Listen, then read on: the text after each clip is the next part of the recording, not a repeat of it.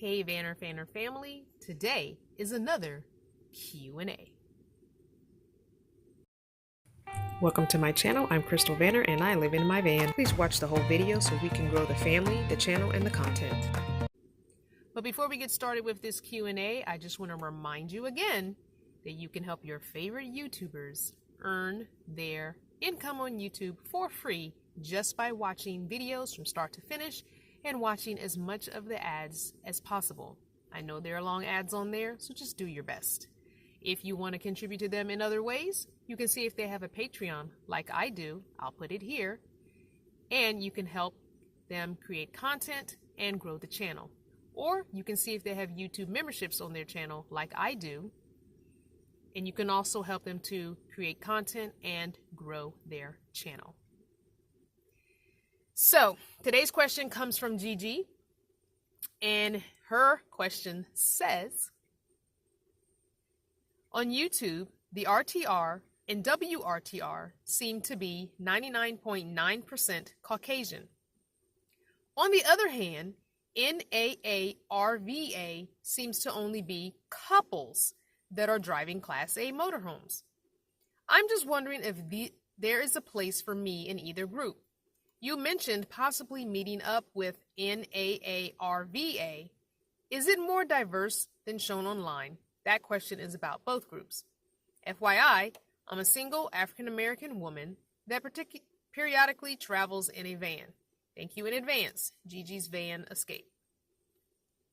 So, Gigi, the first part of your question I'm going to answer is actually the second thing you asked me. I am not a part of the National African American RV Association. I've never met up with them. I have met up with some RVers who are in Class A and Class C type motorhomes, and they are a part of that group. So I think you were talking about the arnellmumford.com event that I attended. Actually, 2 events of his I attended last year. So the link is down below, and I will put it on the screen as well. So you can check out some of his events. They're mostly East Coast based.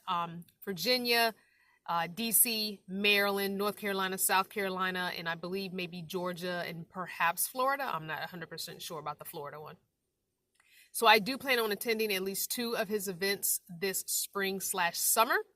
But yeah, I'm not a part of that organization as they do not allow vans without self-contained tanks and all that jazz. Even though most of their functions happen at RV parks, they want you to have tanks and toilet and all that. So I'm not a part of that group. It does require a membership. I believe it's an annual membership. And yes, it does seem to be predominantly older couples in Class A's. Don't think that you can't join the group if you have a self-contained van with tanks like a Class B camper van. You could definitely join the group. You would probably benefit from it.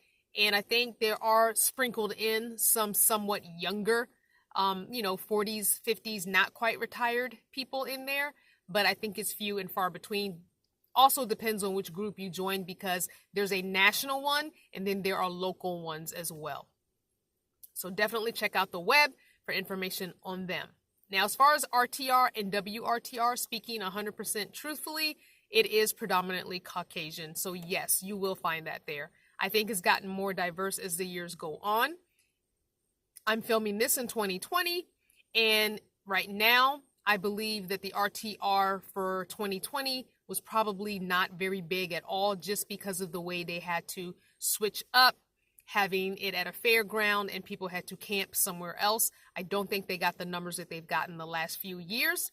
According to video footage I've seen, it didn't seem like it was very successful this year, and it probably cost the host of the event more this year to do what he did, and then to not have the people come out probably was disappointing. So I'm assuming they're going to be changing that or fixing that.